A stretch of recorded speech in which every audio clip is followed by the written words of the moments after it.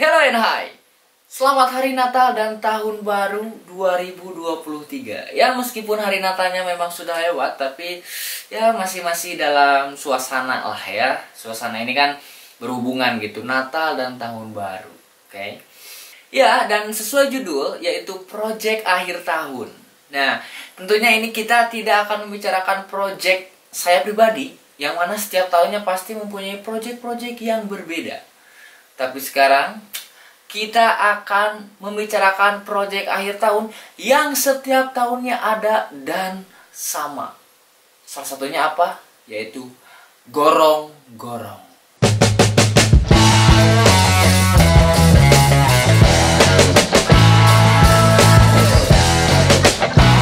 Oke, coba kalian lihat di sekitar rumah kalian atau di daerah kalian. Ada nggak proyek gorong-gorong? Atau mungkin daerah terlalu kecil, kota lah. Setiap daerah, setiap di penghujung tahun, proyek gorong-gorong selalu ada. Kebetulan bukan dibantu ya, tapi didukung juga dengan cuaca hujan. Jadi mungkin gorong-gorong ini selalu diperlukan setiap tahunnya. Dan kenapa harus setiap tahun ada? Apakah gorong-gorong ini efektif? Apakah gorong-gorong ini memang dibutuhkan selalu? Pertanyaan selanjutnya adalah, gorong-gorongnya selalu di tempat yang sama atau tidak? Kalau di kota saya, oke, kita sebut aja lah, nggak usah dengan inisial. Kalau misalnya YouTuber ataupun konten kreator yang lain biasa selalu menyebutkan inisial.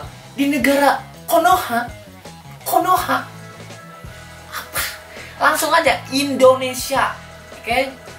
Langsung saja disebut, nggak usah satir-satir lah. Dan di kota saya tuh, kota Tasikmalaya, ya, beberapa minggu ini memang beberapa hari ke belakang lah baru beres ya. Proyek gorong-gorong ini baru beres. Apakah memberikan dampak? Ya, dampak kemacetan. Apakah memberikan dampak positif kepada kebanjiran? Tentu tidak. Tetap saja banjir di mana-mana. Lantas untuk apa proyek gorong-gorong yang setiap tahun ini selalu ada, tapi banjir tidak terurai? Ya mungkin karena sampah dan lain sebagainya. Berarti bukan proyek gorong-gorong dong yang harus ada, tapi proyek tempat sampah yang dibanyakin mungkin, atau seperti apa? Kalau ternyata gorong-gorong bukan solusinya untuk kebanjiran ini. Terlebih lagi ya, baru-baru ini kita ada berita duka ya dari Bogor, yaitu ada seorang mahasiswi IPB yang terseret arus dan masuk gorong-gorong gitu ya. Ya pada akhirnya sampai meninggal juga gitu ya. Dan ditemukan di Jakarta, coba, hanyut begitu jauh gitu dari Bogor ke Jakarta. Ya mungkin memang jaraknya pun tidak terlalu jauh, tapi itu kesebutnya jauh dong gitu kan. Seorang mahasiswi IPB ya kurang lebih 20 tahun, bernama Azra Nabila. Ya, ini gara-gara jalan, nggak tahu ya, mungkin tersumbat atau pokoknya jalannya jadi banjir. Dia menerobos jalan tersebut dan terseret arus dan masuk gorong-gorong. Mungkin untuk cerita lengkapnya kalian bisa cari juga di Google, di YouTube atau yang lainnya. Mungkin lebih lengkap ya gimana kronologisnya. Cuman yang saya bahas adalah kejadian ini ya, project ini malah menimbulkan masalah yang mana tadinya ingin menguraikan masalah, yaitu salah satunya banjir. Tapi buktinya tidak tertangani. Bandung, Gede Bage, parah. Solusi gorong-gorong apakah menyelesaikan masalah? Tentu tidak. Terus pertanyaannya, untuk apa proyek gorong-gorong ini? Setelah gorong-gorong ini dikerjakan ya, proyek akhir tahun ini dikerjakan, tentunya ini akan merusak fasilitas umum, yaitu jalan ya. Jalan ini akan dirusak dulu karena butuh akses.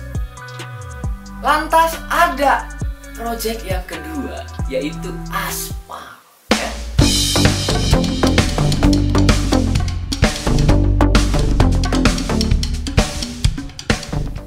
Proyek aspal, dimana nggak tahu ya, mungkin aspal yang paling murah yang digunakan, yang mana aspal ini ya sebulan 2 bulan ke depan juga pasti akan rusak lagi. Dan project aspal ini setahun mungkin bisa 2-3 kali, yang mana kenapa itu lagi gitu. Udah tahu jelek, udah tahu rusak, gampang rusak, harusnya tahun selanjutnya itu mungkin menggunakan aspal yang berbeda, atau mungkin sekarang banyak yang pakai cor atau apalah gitu. Bahkan saya pernah lihat, ini udah lama ya, video di luar negeri itu ada aspal yang bisa menyerap air. Mungkin di Indonesia apakah ada ataupun belum, saya kurang tahu. Tapi apakah aspal seperti ini mungkin bisa jadi salah satu solusi daripada membuat gorong-gorong, merusak aspal dan bikin lagi aspal, tapi aspalnya jelek? Itu mungkin bisa menjadi salah satu cara. Oh, mungkin mahal. Oke, itu bisa ditoleransi, tapi mahal sekali mahal tapi bagus lebih baik daripada setiap tahun terus mengerjakan proyek-proyek aspal ini. Hey! Dan tidak ada apa ya, jalan keluarnya gitu. Tetap saja rusak, tetap saja jelek. Saya pernah lihat juga beberapa di Google gitu ya, atau di TikTok juga pernah, pembuatan aspal zaman dahulu. Itu sangat luar biasa, bukan aspal, jalan gitu ya. Sangat luar biasa ribetnya gitu. Dari tanah dulu, terus batu, terus tambah apa lagi gitu. Berlapis-lapis, yang mana jalannya akan lebih kuat daripada proyek-proyek sekarang yang terkesan ngasal. Dan kenapa harus ada di akhir tahun?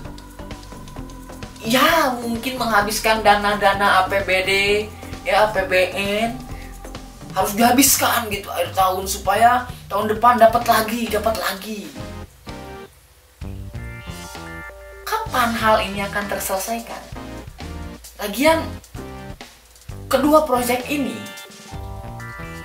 tidak menimbulkan efek yang berjangka panjang gitu, karena terus diulang-ulang. Dan yang terpenting, coba kalian lihat di sekitar rumah kalian, yang di aspal itu daerah mana sih? Daerah yang emang rusak, daerah yang membutuhkan aspal, atau daerah yang rumahnya ada pejabat sekitar, wali kota, DPR. Mungkin memang jalan-jalan akses untuk ke aparat-aparat kita itu harus didahulukan, karena akan terjadinya lalu lintas yang sangat padat dan sering mungkin di daerah itu. Untuk kampung-kampungnya tidak perlulah buat apa dibuatkan aspal gitu, tanah aja udah cukup. Apa seperti itu solusinya? Sebenarnya proyek akhir tahun ini nggak apa-apa sih, ada ya, saya juga mengerti lah ya, boleh nggak apa-apa, tapi setidaknya gitu ya, gunakanlah kualitas yang premium gitu, aspal yang paling bagus. Dan saya nggak tahu nih, ada mungkin pasti ada tingkat-tingkatannya sih, semen aja ada tingkatannya gitu, masa aspal nggak ada gitu?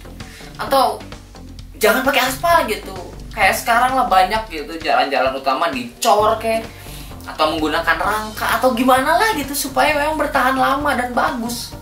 Terus untuk masalah gorong-gorong, ya itu gimana tuh gitu kan, karena gorong-gorong udah dibuat, banjir tetap ada, mungkin karena masalahnya itu di sampah. Berarti kan sampahnya yang harus diurai, sampahnya harus diurusi, bukan gorong-gorongnya. Blok, cari solusi lain gitu, selain gorong-gorong lagi itu tidak menyelesaikan masalah, banjir tetap ada. Ya itu sampah sih sebenarnya, utamanya sampah. Ini bagaimana nih penanganannya gitu. Jadi tidak apa-apa proyek akhir tahun ini itu lagi, tapi tolonglah kualitasnya diperbaiki.